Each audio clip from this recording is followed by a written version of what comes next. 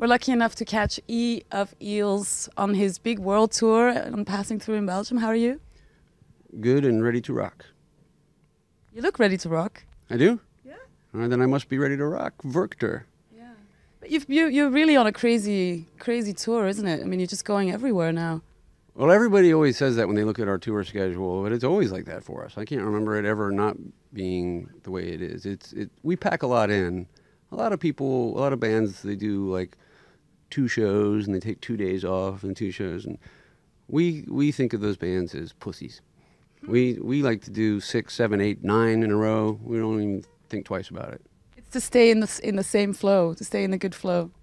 Well, we often find if we have a night off, we wish we were rocking. So why not just rock all the time? Do you ever sightsee and city trip and visit things? A little bit more than I used to.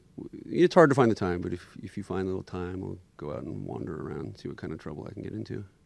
Yeah, but that's one thing that's clear in general. It's just how hyper productive you are. You know, you put out albums and then they're double albums. You put out a trilogy in 2 years' time, and now you're doing a world tour. And I just wonder, do you find time to write? God, no wonder I'm so tired. That's an exhausting list. I didn't realize how busy I've been. No, there's no time to write on tour. There's too much rocking, you know, and you go home and you take a month-long nap and you wake up and then you write about something. Because I noticed in your book that at one point you write about the fact that you're on a toilet outside writing on toilet paper, so... Yeah. Well, that was at a meditation retreat. And you weren't allowed to write at it. That was the only chance I had to write. Was it one of those where you're not allowed to talk either? Yeah, you couldn't talk for 10 days. Really? You can imagine how hard that was for me. And did it help? Yeah, it was too hard though. I was glad I did it, but I don't think I could ever do it again. And then you went on a year-long world tour. Oh, yeah. To make to scream a little bit. Yeah, so I could hear my voice over and over again. Yeah. Just in general, you know, Belgium loves you. That's obvious. We went out into the field. There's a lot of people coming to see you. What is your relationship with Belgium? Well, my only relationship with Belgium is with the people I see in the audience.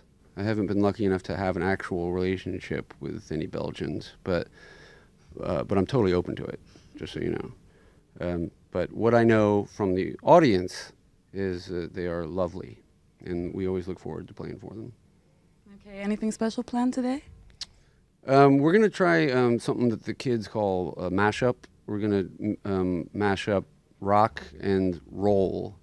We're going to try both, rocking and rolling, and see what happens. Because there's a lot of people who rock, and then there's less people roll. What's rolling? What's rolling exactly? Well, if you have to ask, there's no way to explain it, but we'll try to show you tonight.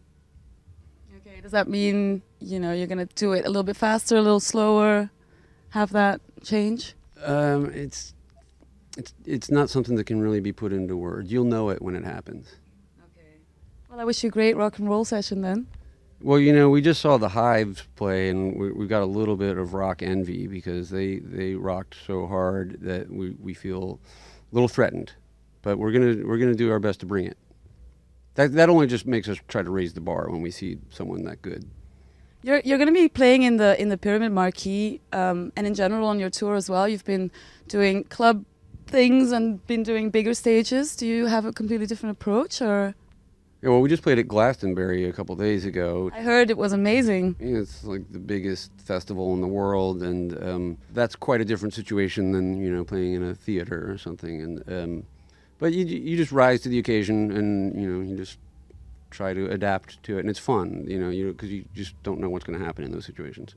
Do you have a preference? Not really. I like them both, for different reasons. The fun thing about festivals is you're really out of your comfort zone. You don't get to sound check or anything, but that's what kind of makes it fun. You just go out there and we're looking at each other like, I hope this works, Well, you've had enough practice, I'd say, no?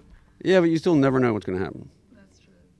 Okay, well, I hope it's going to be as good as Glastonbury, because even though I think was the first time you played there, yeah, you still made it to like one of the top performances of this year's Glastonbury.